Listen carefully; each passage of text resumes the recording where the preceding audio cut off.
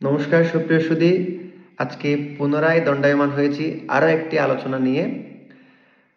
আপনারা জানেন কিছুদিন আগে শ্রী গীতাপারায়ণ পরিবার কর্তৃক শ্রীমদ্ ভগবদ্ গীতা পাঠের আয়োজন করা হয়েছিল।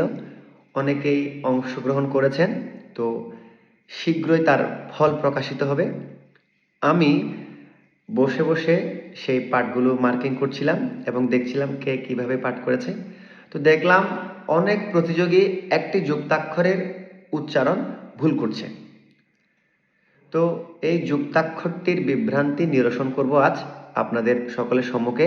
আপনারা যারা যারা এই ভিডিওটি দেখছেন অবশ্যই শেয়ার করবেন, আপনাদের মন্তব্য জানাবেন। আপনাদের দ্বারা অন্য 10 জন উপকৃত হতে পারে।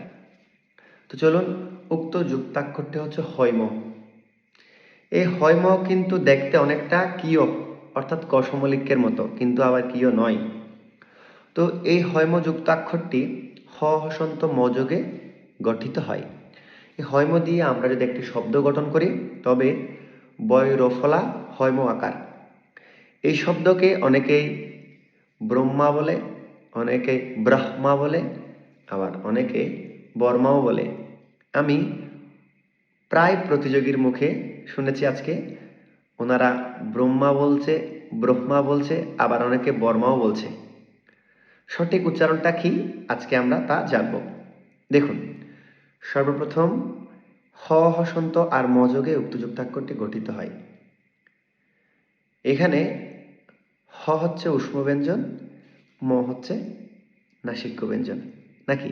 তো দেখুন, যেহেতু হটি প্রথমে রয়েছে, পরে ম রয়েছে, তবে এই শব্দটির উচ্চারণ হওয়ার কথা ব্রহ্মা।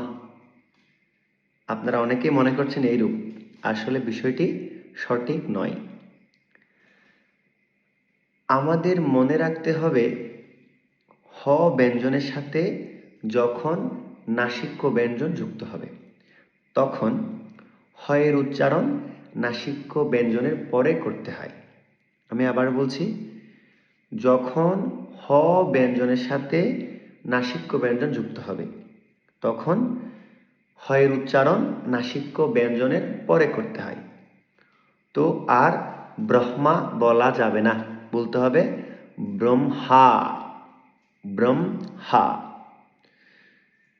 আমরা আরও একটি শব্দ উচ্চারণ করতে পারি, বয় রফলা আকার হয়েম মূর্ধন্য।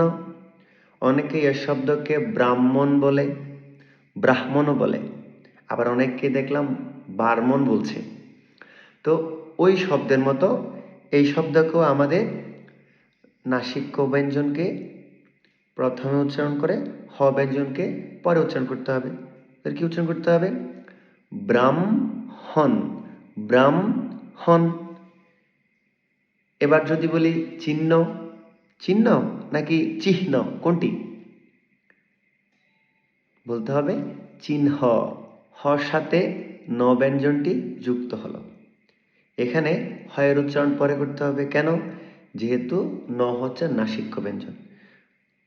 অর্থাৎ মূল কথা হচ্ছে যখন হর সাথে নাসিক্য ব্যঞ্জন যুক্ত হবে তখন হয়ের উচ্চারণ নাসিক্য ব্যঞ্জনের পরে করতে হয়। চিহ্ন, ব্রাহ্মণ, ব্রহ্মা, গৃহাতি, পূর্বাহ্ন, অপরাহ্ন। আশা করছি আপনারা উক্ত যুক্তাক্ষরটির বিভ্রান্তি নিরসন করতে পেরেছি। তো আমার আলোচনা আপনাদের কেমন লেগেছে অবশ্যই কমেন্টে জানাবেন, আর অবশ্যই শেয়ার করবেন যাতে আপনাদের দ্বারা 10 জন উপকৃত হয়। আর সংস্কৃত উচ্চারণ বিষয়ক আপনাদের কি কি জড়তা আছে তা অবশ্যই কমেন্ট করুন। আমি ভিডিও বার্তার মাধ্যমে উক্ত পেজে তুলে ধরার চেষ্টা করব। সকলকে অসংখ্য ধন্যবাদ। নমস্কার।